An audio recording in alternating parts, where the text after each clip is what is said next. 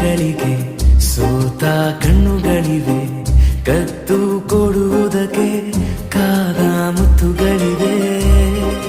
ಬೆರಳುಗಳು ಸ್ಪರ್ಶ ಬಯಸುತ್ತಿವೆ, ಮನದ ಒಳಗೊಳಗೆ ಎಷ್ಟೋ ಆಸೆಗಳಿವೆ.